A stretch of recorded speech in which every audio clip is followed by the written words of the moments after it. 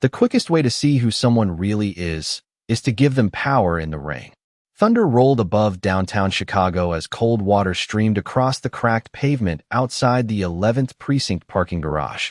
Patrol lights flashed red and blue against the wet concrete, while people hurried under umbrellas toward the subway entrance half a block away. In the middle of that storm stood Danielle Brooks, a black woman in a dark gray coat soaked nearly to the skin, holding a leather briefcase against her chest while two police officers blocked her path. Officer Ryan Keller looked her up and down with the kind of smile that never reached the eyes. Tall, polished, confident, the kind of officer local news stations loved putting on camera during charity events and neighborhood interviews. But tonight, there was no camera crew. Only rain, flashing lights, and a crowd beginning to slow down and watch. "Ma'am," Ryan said, his voice sharp enough to cut through the weather. "This parking level is restricted. Employees only." Danielle glanced calmly at the badge hanging from his jacket before answering softly. "I'm aware." Her calmness irritated him immediately. Some people fed anger with anger. Danielle did not. She simply stood there, water dripping from the edge of her curls, her eyes steady and unreadable. Ryan took a step closer. "Then you should also be aware this isn't a shelter." A younger officer beside him laughed quietly under his breath. Danielle tightened her grip on the briefcase, but kept her voice level. "I'm here for a meeting." Ryan looked toward the nearly empty garage and smirked. At 9:40 p.m., he glanced back at the younger officer. "Guess City Hall's hiring just about anybody these days." The comment earned another laugh. Danielle said nothing. That silence somehow made Ryan more aggressive. The storm wind pushed rain sideways across the garage entrance as a black SUV rolled past security gates deeper inside the building. Danielle briefly watched it disappear before turning back toward the officers. "If you'll excuse me," she said politely, "I'd rather not stand in the rain all night." Ryan moved directly into her path.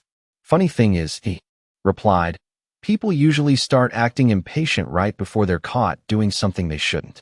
A few pedestrians had completely stopped now. One teenager lifted his phone and began recording. Danielle noticed, but didn't react.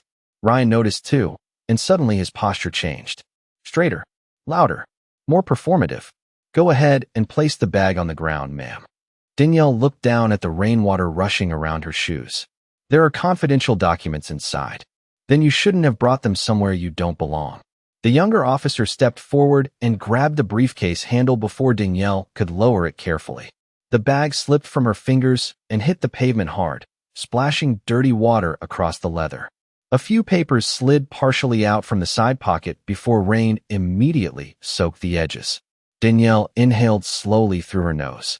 No shouting, no panic, no scene, just one quiet breath. Ryan tilted his head slightly. Almost disappointed, she wasn't reacting the way he expected. "You people always make this harder than it needs to be," he muttered.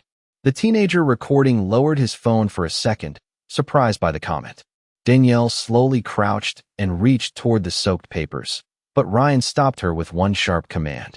"Don't touch anything yet."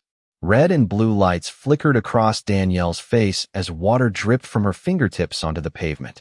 Then, from somewhere deeper inside the garage, the sound of elevator doors opening echoed through the concrete corridor. The elevator door slid open with a soft metallic echo that cut through the sound of rain bouncing across the garage floor. Danielle remained crouched beside the soaked papers, while Officer Ryan Keller rested one hand near his belt, watching her carefully as if patience itself were suspicious. Footsteps approached from inside the building. Slow, confident. The younger officer glanced toward the hallway leading into the precinct lobby, then quickly looked away again. Danielle finally reached for one of the documents half floating in rainwater near the curb. The paper was thick, official, marked with the city seal now. Bleeding blue ink along the edges.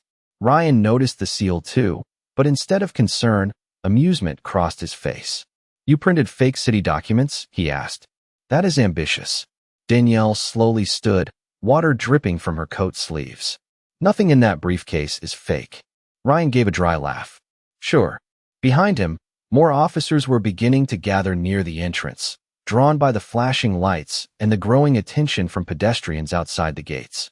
A train rumbled overhead somewhere beyond the block, shaking the puddles along the concrete. Danielle looked past Ryan toward the bright lobby windows glowing behind him. Through the glass, she could see officers laughing near vending machines, detectives walking down hallways carrying coffee cups, dispatch screens flickering blue against dim walls. The building felt alive in the way police stations always did at night. Exhausted people, burnt coffee, radios crackling every 30 seconds. She had spent years inside places exactly like this. Years studying them. Years trying to understand why fear changed decent people once they put on a uniform. Ryan folded his arms. You still have not explained why you are here. Danielle looked directly at him. I came because I wanted to see this precinct before introducing myself. The younger officer frowned slightly. Something about her answer unsettled him. Ryan only smirked. Introducing yourself to who? Danielle did not answer immediately. Rain hammered the garage roof hard enough to drown out distant traffic for a moment. Then she quietly said, to the people I will be working with. Ryan shook his head slowly like a teacher dealing with a difficult student. Lady, let me help you out here. Whatever fantasy you have going on tonight is over. He pointed toward the street. You can leave now, or we can make this a bigger issue. Danielle studied his face carefully. Not angry, not unstable, comfortable. That was what stayed with her most. He was completely comfortable humiliating her in public because somewhere deep inside himself, he believed she deserved it. The realization saddened her more than the rain soaking through her clothes. The teenager, recording from the sidewalk, stepped closer again, lifting his phone higher. A middle-aged woman under a red umbrella whispered something to her husband while staring toward Danielle with concern. Ryan noticed the growing audience and straightened his shoulders again. Last warning, he announced loudly enough for everyone nearby to hear. Step away from police property. Danielle glanced down at the ruined briefcase. One corner had split open from hitting the pavement. Inside, partially visible beneath soaked folders, was a polished leather badge case. The younger officer saw it first. His expression changed almost instantly. Ryan, he muttered quietly. Ryan ignored him. Danielle bent carefully, picked up the briefcase with both hands, and wiped rainwater from the surface using her sleeve. You should be careful with assumptions, Officer Keller, she said softly. Ryan narrowed his eyes. How do you know my name? Danielle looked up at the glowing precinct sign reflected in the puddles between them. Because I read your personnel file this morning. For the first time since the confrontation began, the younger officer stopped smiling completely. Rainwater rolled down the side of Danielle Brooks's face as silence settled across the garage for one strange second. Officer Ryan Keller stared at her, confused by the certainty in her voice, while the younger officer beside him slowly looked from Danielle to the damaged briefcase near her feet. Somewhere behind the lobby glass, a dispatcher laughed at something over the radio, completely unaware that the atmosphere outside had changed. Ryan let out a short scoff. You expect me to believe you reviewed my personnel file? Danielle did not blink. Decorated patrol officer. 14 commendations. Community outreach recognition 3 years in a row. Excessive force complaints reduced to verbal warnings. 2 internal reviews closed without recommendation. The younger officer swallowed hard. Ryan's expression tightened almost invisibly. Danielle's voice never rose above the sound of rain, yet every word landed with unsettling precision. You also scored in the 92nd percentile during leadership evaluation. Training, she continued, which means somewhere along the line, someone believed you were capable of becoming better than this. Ryan shifted his weight. The confidence that had carried him through the last 15 minutes flickered slightly for the first time. Who exactly are you? He asked. Danielle looked down at the soaked briefcase again before answering. Someone who hoped this precinct was different. A cold gust of wind swept through the garage entrance, pushing loose papers across the pavement. One sheet stopped near the younger officer's boot. He bent carefully and picked it up before rain could smear the ink completely. His eyes scanned the page once. Then again. Danielle watched him silently. Ryan noticed the sudden color draining from the younger officer's face. Mason, Ryan said sharply. What is it? Officer Mason Reed did not answer right away. The document trembled slightly in his hand as rainwater dripped from the corners. Ryan, he muttered quietly. I think you should look at this. Ryan grabbed the paper impatiently. His eyes moved across the city seal first, then the typed heading beneath it. Office of Deputy Police Commissioner. Effective immediately. Danielle Brooks. For a brief moment, The only sound in the garage was the storm hammering the roof overhead. Ryan stared at the page as though the letters themselves refused to make sense. Then his eyes lifted slowly toward Danielle. She stood exactly where she had been the entire time, soaked by rain, hands calm at her sides, exhaustion visible beneath her composure, but not anger. That unsettled him more than rage would have. Most people in her position would have exploded by now, threatened him, humiliated him back. Danielle did none of it. Behind them, more officers had gathered near the lobby entrance. Some whispered quietly after noticing the official paperwork.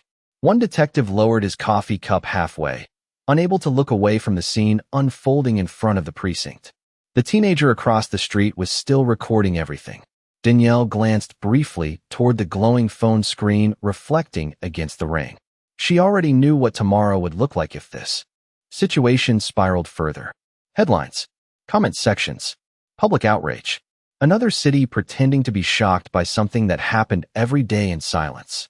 Ryan looked around suddenly, aware for the first time that people were watching him instead of supporting him. His voice lost some of its edge.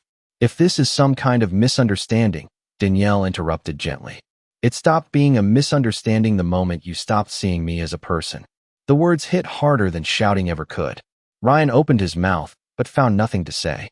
Mason slowly removed his hand from near his radio and took one small step backward, creating distance from the confrontation without even realizing it. Danielle bent down once more and picked up the final soaked folder from the ground. Water dripped from the pages onto her fingers as she slid them carefully back into the damaged briefcase. Then, from deeper inside the precinct lobby, another figure appeared through the glass doors. A woman in a Navy command uniform stopped cold the second she saw Danielle standing in the rain. Captain Eleanor Hayes pushed through the precinct doors so quickly that the officers near the entrance immediately stepped aside. Rain blew into the lobby behind her as she stared across the garage at Danielle Brooks, standing beneath the flashing patrol lights with soaked papers tucked under one arm. For one brief second, Eleanor looked confused, almost like her mind refused to accept what she was seeing. Then her eyes moved toward Ryan Keller. The color drained from her face instantly. "Officer Keller," she said sharply, her voice echoing against the concrete walls. "What exactly is happening here?" Nobody answered. Even the teenager recording from across the street lowered his phone slightly, sensing the tension shift again. Danielle remained calm, rainwater dripping steadily from the sleeve of her coat onto the pavement beside her shoes. Ryan tried to recover the confidence he had lost moments earlier. "Captain, this woman entered restricted property and refused instructions." Eleanor looked at Danielle again, then at the soaked appointment documents still visible inside the damaged briefcase. Her jaw tightened. "This woman," she said carefully, "is Deputy Commissioner Danielle Brooks." The words landed like thunder inside the garage. Officers near the lobby exchanged stunned looks. Someone quietly muttered, "Oh my God." Ryan blinked once as though he had misheard her. Danielle watched him silently. There was no satisfaction in her expression, no revenge, only exhaustion. Eleanor walked quickly down the wet pavement toward Danielle. "Commissioner Brooks," she said, lowering her voice with visible embarrassment, "I am deeply sorry." Danielle gave a small nod. "You do not owe me an apology for another officer's choices." Eleanor glanced toward the handcuffs still hanging from Ryan's belt. Her eyes hardened. Were restraints used? Nobody moved. Nobody spoke. Rain hammered the metal roof above them, while distant sirens echoed somewhere beyond downtown. Ryan finally answered quietly. No physical detention was completed. Danielle could have corrected him immediately. She could have described exactly how he blocked her path, humiliated her publicly, and treated her like a criminal before ever asking who she was. But she did not. Instead, she looked toward the small crowd gathered outside the gates. Some still recorded with their phones. Others simply watched in silence. Danielle knew this moment was no longer just about her. It was about every officer standing there learning how quickly authority could become arrogance when nobody questioned it. Eleanor turned toward Ryan fully now. "You were informed 15 minutes ago that the deputy commissioner would arrive tonight." Ryan swallowed hard. The briefing did not include a photograph. Eleanor stared at him in disbelief. And that justified this. Ryan had no answer. Water dripped from the edge of his hair onto his uniform collar while the reality of the situation settled heavier with every passing second. Mason Reed stood several feet away, unable to look directly at either Danielle or Ryan anymore. Danielle slowly stepped forward, carrying the damaged briefcase against her side. "Captain Hayes," she said softly, "before we continue inside, I would like to ask one question." Eleanor nodded. Immediately, Danielle turned toward Ryan. "If I had walked in wearing a tailored suit instead of this coat, would tonight have gone differently?" The question hung in the cold air. Ryan opened his mouth, but nothing came out, because both of them already knew the answer. Danielle looked toward the bright lobby windows glowing behind the officers. Through the glass, she could see people pretending not to stare while secretly watching everything unfold. A cleaning worker paused near the hallway with a mop bucket frozen in place. A detective standing beside the coffee machine slowly lowered his cup. The entire building seemed to be holding its breath. Danielle adjusted her grip on the soaked briefcase and finally walked toward the precinct entrance. Officers moved aside immediately, creating a silent path for her across the rain-covered concrete. Ryan remained standing near the patrol car alone, while red and blue lights reflected across the puddles at his feet, like warning signals he had ignored far too late. The moment Danielle Brooks stepped inside the precinct, the warmth of the lobby hit her rain-soaked skin like a wave, but it did nothing to soften the silence waiting for her there. Conversations stopped mid-sentence. Computer keyboard slowed. Officers standing near the front desk suddenly found reasons to stare at paperwork that no longer held their attention. Water dripped from Danielle's coat onto the polished tile floor as Captain Eleanor Hayes walked beside her with visible tension in every step. Behind them, Officer Ryan Keller finally entered through the lobby doors several seconds later, slower than before, his confidence washed away somewhere out in the storm. The teenage boy recording outside remained near the front entrance, his phone still pointed toward the glass. Danielle noticed him briefly before looking deeper into the building. The precinct smelled like old coffee, printer toner, wet jackets, and exhaustion. Familiar, human, imperfect. Exactly the kind of place she had spent years trying to reform without destroying. Eleanor cleared her throat quietly. "Commissioner Brooks, I can explain what happened." Danielle shook her head gently. "I already saw what happened." They continued toward the central bullpen, where rows of desks sat beneath harsh fluorescent lights. Detectives watched from behind computer monitors while uniformed officers pretended to organize files they had already organized twice. Nobody wanted to be caught staring, yet nobody could look away either. Ryan stopped several feet behind them near the edge of the room. He looked different under the indoor lights now. Smaller somehow. The sharp certainty he carried outside had disappeared, replaced by something far less comfortable. Awareness. Danielle placed the damaged briefcase carefully on an empty desk. Water pooled beneath it immediately. She opened the case slowly and removed the soaked folders one at a time. Every movement was calm, controlled, deliberate. Eleanor watched with growing embarrassment as city documents curled from water damage across the desktop. "Those files were prepared for tonight's briefing," Danielle said quietly. "Months of policy review, training proposals, internal conduct recommendations." Nobody spoke. Danielle lifted one ruined page between her fingers. Blue ink had blurred into unreadable stains. Some of these were original copies. Ryan lowered his eyes toward the floor. Mason Reed remained near the hallway entrance, pale and silent, replaying the entire encounter in his mind. Danielle looked around the bullpen at the officers watching her. "Do you know why I asked for an unannounced arrival?" she asked softly. A detective near the back shifted uncomfortably in his chair. Danielle answered her own question. "Because people rarely reveal themselves during inspections. They reveal themselves during ordinary moments. Parking lots, hallways, traffic stops, casual conversations when they think nobody important is watching." Her words spread across the room heavier than shouting ever could. One older officer slowly removed his glasses and rubbed his forehead. Danielle continued carefully. "Most departments do not collapse because of monsters. They collapse because decent people stay silent, while smaller humiliations become normal." Ryan finally looked up again after hearing that. Danielle met his eyes. Directly for the first time since entering the building. There was disappointment there, but something else too. Sadness. As if she had seen this exact moment too many times before. Eleanor stepped closer. "Commissioner Brooks, Officer Keller will be placed on immediate administrative review." Danielle remained quiet for several seconds. Rain tapped softly against the lobby windows behind them while a police radio crackled somewhere deeper in the station. Finally, she asked, "And after the review?" Eleanor hesitated. "That depends on your recommendation." The entire bullpen seemed to freeze again. Ryan stood motionless near the hallway, waiting for the answer that could end everything he had built over 14 years. Danielle slowly removed her soaked coat and folded it over the back of a chair.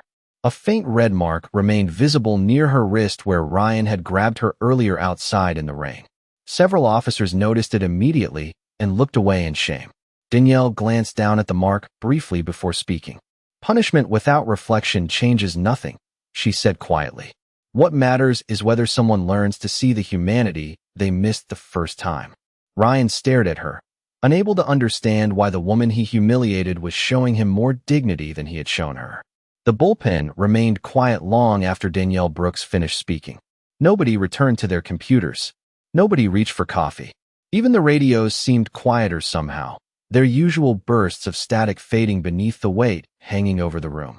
Rain continued tapping softly against the tall front windows while reflections from passing patrol cars slid across the polished floor like restless blue ghosts.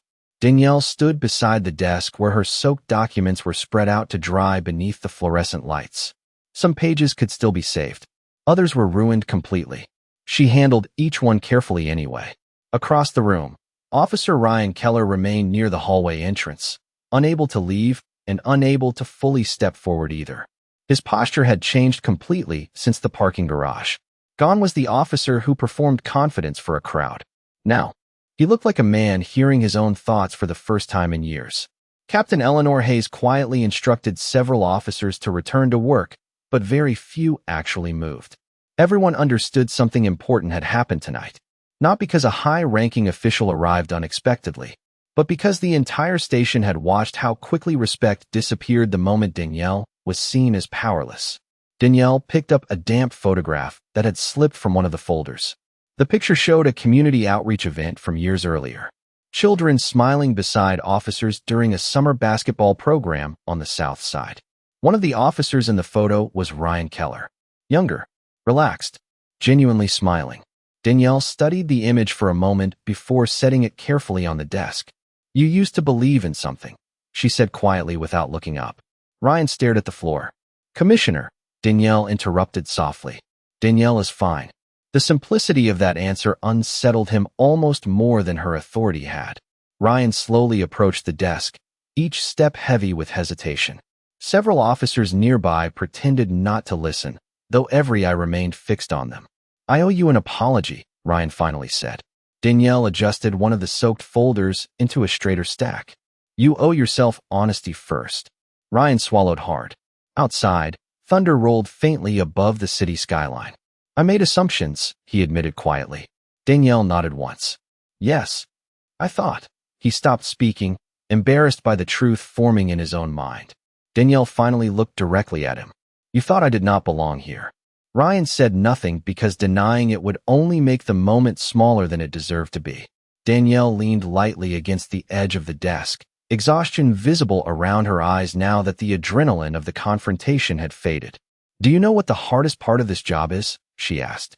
Ryan shook his head slowly. Danielle glanced around the bullpen at the officers listening from a distance.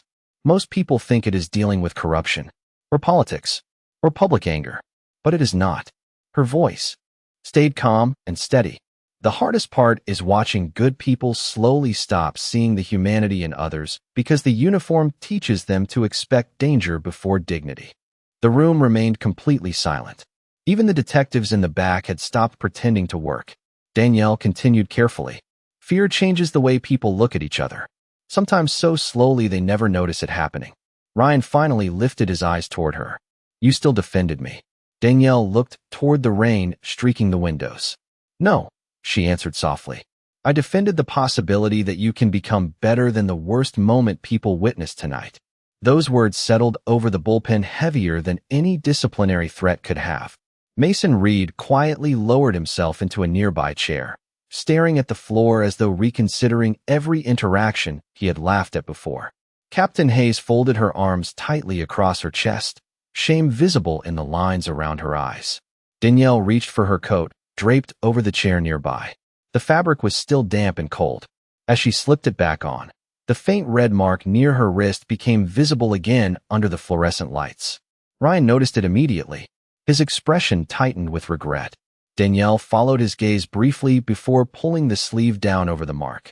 Then she picked up the damaged briefcase and looked toward the conference room at the end of the hallway, where tomorrow's reform meeting would begin in less than 12 hours. The storm outside had finally started to weaken, but inside the precinct, nobody felt untouched by what the rain had revealed. By midnight, the storm over Chicago had faded into a light drizzle that streaked softly down the precinct windows. Most of the officers had returned to their desks, but the atmosphere inside the building still felt altered, as if the rain had washed something loose that nobody could put back where it belonged. Danielle Brooks sat alone at the far end of the conference room beneath a single desk lamp, reviewing the few documents that survived the water damage. The rest lay spread across nearby tables, curling at the edges as they dried. Outside, the glass walls of the room, officers moved more quietly than before. Voices stayed lower. Laughter disappeared completely. Captain Eleanor Hayes stepped into the conference room, carrying 2 cups of coffee. Black, no sugar, she said gently, placing one beside Danielle. Danielle looked up with a faint smile. You remembered. Eleanor exhaled slowly before taking a seat across from her. I remembered because your father drank it the same way. Danielle paused for a moment at the mention of him. The fluorescent lights reflected softly against the conference table between them, while distant radio chatter drifted through the hallway outside. He believed this department could change, Danielle said quietly. Eleanor nodded once. So did you.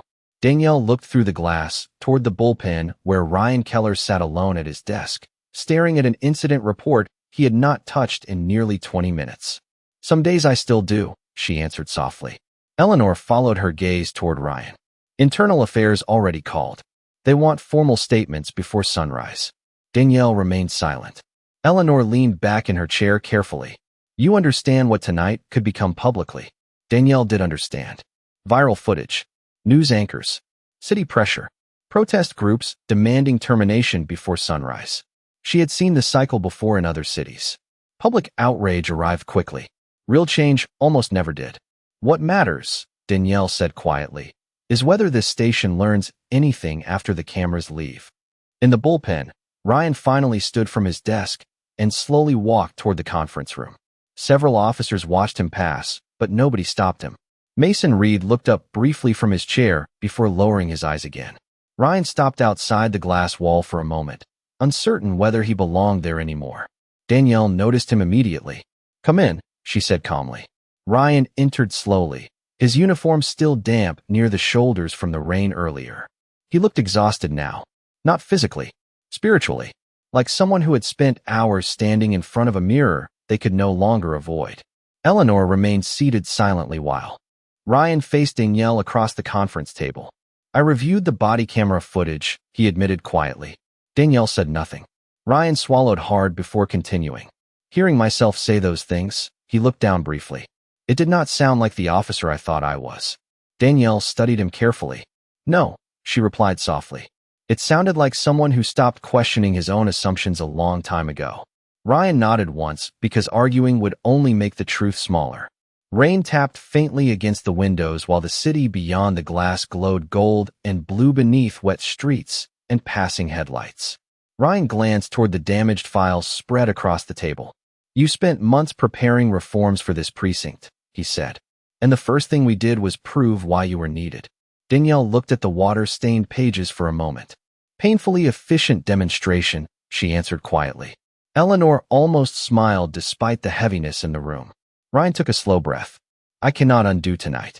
Danielle leaned back slightly in her chair. No, she agreed. But you can decide whether tonight becomes a wall or a doorway. Ryan frowned faintly. Danielle continued softly.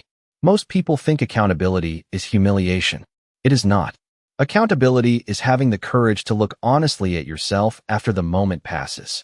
Ryan looked through the conference room glass toward the officers working outside. Some avoided looking at him entirely. Others watched with cautious curiosity. They all saw it, he murmured. Danielle nodded. Good. Ryan looked surprised by the answer. Danielle folded her hands calmly on the table. Shame hidden in darkness grows. Shame faced openly can change people. The room fell quiet again. Then, for the first time all night, Ryan Keller looked directly at Danielle Brooks, not as an obstacle, not as a threat, not as a stranger standing in the wrong place, but simply as another human being carrying years of dignity he had failed to see in the rain.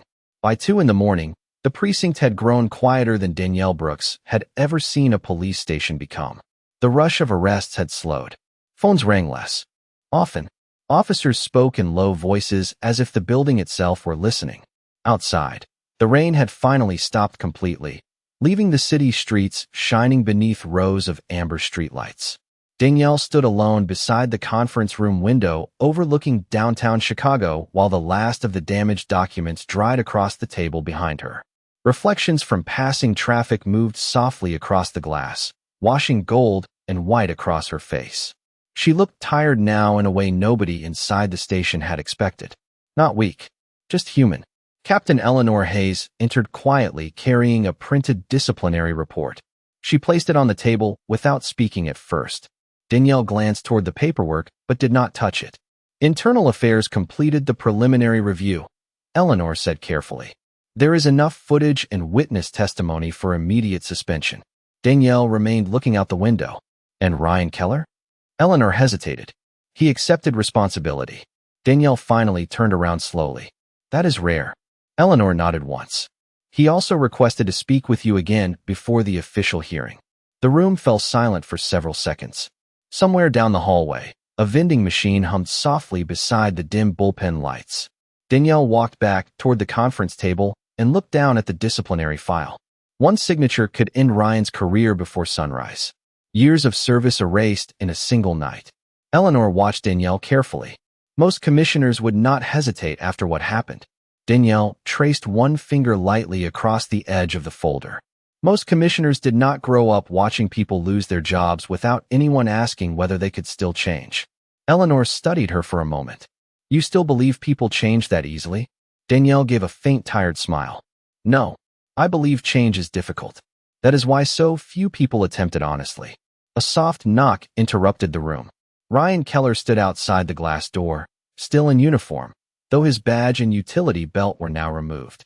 Without them, he looked strangely ordinary. Just a man carrying regret heavier than authority. Danielle looked toward Eleanor. Let him in. Ryan stepped inside slowly. He noticed the disciplinary folder immediately resting on the table between them. His eyes lingered on it for half a second before returning to Danielle. Captain, he said quietly to Eleanor. Could I speak with Commissioner Brooks alone? Eleanor looked toward Danielle for approval. Danielle nodded once. After the door closed behind Eleanor, silence settled heavily across the conference room again. Ryan remained standing. Danielle stayed seated. The imbalance felt intentional now. Ryan glanced toward the city lights beyond the windows. I kept replaying tonight in my head, he admitted quietly. Every word. Danielle folded her hands calmly. And Ryan exhaled slowly. I realized something ugly. Danielle waited. Ryan looked directly at her for the first time without defensiveness. I treated you differently before I knew who you were, because somewhere in my mind, I decided someone who looked like you could not possibly belong in that garage. The honesty in the statement seemed to drain the remaining strength from him. Danielle remained quiet for several seconds. Then she asked softly, Do you know what would have frightened me most tonight? Ryan frowned slightly. What? Danielle looked down briefly at the disciplinary file. If you had walked away believing you did nothing wrong. Ryan lowered his eyes. The conference room lights reflected faintly across the wet streets outside, while dawn remained hours away. Finally, Danielle reached forward and closed the disciplinary folder without signing it. Ryan looked up immediately, confused. Commissioner, Danielle interrupted gently. Mandatory retraining. Community reassignment for 6 months. Cultural accountability review. Weekly ethics evaluation. Ryan stared at her in disbelief. You are not terminating me? Danielle's expression remained calm. If I believed you were beyond change, I would. Ryan struggled to respond. Danielle leaned back slightly in her chair. But tonight I saw something important happen after the damage was done. Ryan swallowed hard. What? Danielle looked directly at him. You finally saw me. For the first time all night.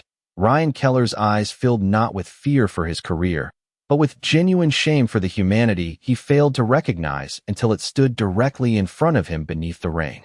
Dawn arrived slowly over Chicago, turning the wet streets outside the precinct silver beneath the early morning light. The storm was gone now. Only thin drops of water still clung to traffic lights, window ledges, and the edges of police cruisers parked along the curb. Inside the station, the fluorescent lights seemed softer than they had a few hours earlier, as though even the building itself had grown quieter after the long night. Danielle Brooks stood alone near the front entrance, fastening the buttons of her dry coat, while officers prepared for the morning shift change around her. Coffee brewed somewhere near the back offices. Radios crackled softly. Footsteps echoed down hallways, carrying the exhaustion of people who had not slept. But beneath the routine sounds, something inside the precinct had undeniably changed. Officers who barely noticed the cleaning staff before now greeted them by name. Conversations paused before careless jokes crossed lines nobody questioned in the past. Small things. Human things. Danielle noticed them all without saying a word. Captain Eleanor Hayes approached, carrying a fresh folder containing replacement copies of the damaged reform documents. The mayor's office already approved emergency reprints, she said with a faint smile. Danielle accepted the folder carefully. Thank you. Eleanor hesitated before speaking again. The video from outside spread online overnight. Danielle looked through the front glass doors toward the quiet street. I assumed it would. Public response has been intense. Danielle nodded once. People are tired. Eleanor studied her expression. Most people in your position would use this moment to make an example out of someone. Danielle looked down briefly at the repaired paperwork in her hands. Fear already makes enough examples out of people every day. Before Eleanor could answer, the sound of approaching footsteps echoed across the lobby floor. Ryan Keller walked toward them wearing plain clothes instead of his uniform for the first time in years. Without the badge, without the radio, without the polished authority he once relied on, he looked almost unfamiliar. More honest somehow. He stopped several feet away from Danielle. Commissioner Brooks, he said quietly. Danielle turned toward him.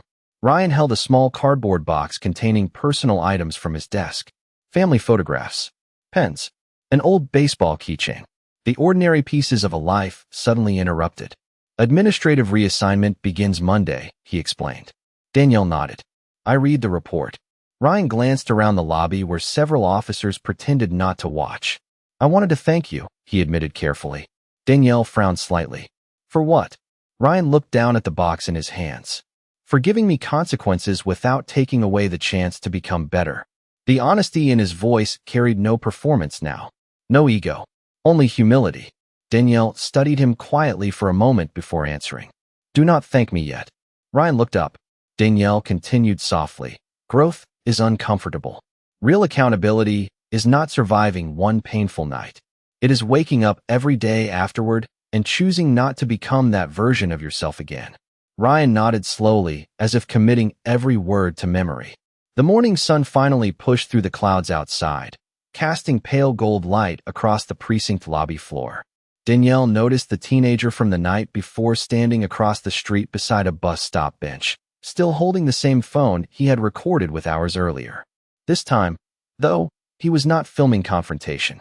He was simply watching quietly as Ryan extended his hand toward Danielle Brooks. Several officers inside the station froze when they saw it. Danielle looked at the offered handshake for one brief second before taking it calmly. No applause followed. No dramatic speeches. Only silence. But it was a different silence than the one that filled the garage during the storm. This silence felt reflective, honest, human. Ryan released her hand slowly. I will not waste this second chance, he said. Danielle gave a small nod. Make sure the people you meet next month feel respected before they know your rank. That is where character begins. Ryan looked like he wanted to say more, but instead he simply stepped aside.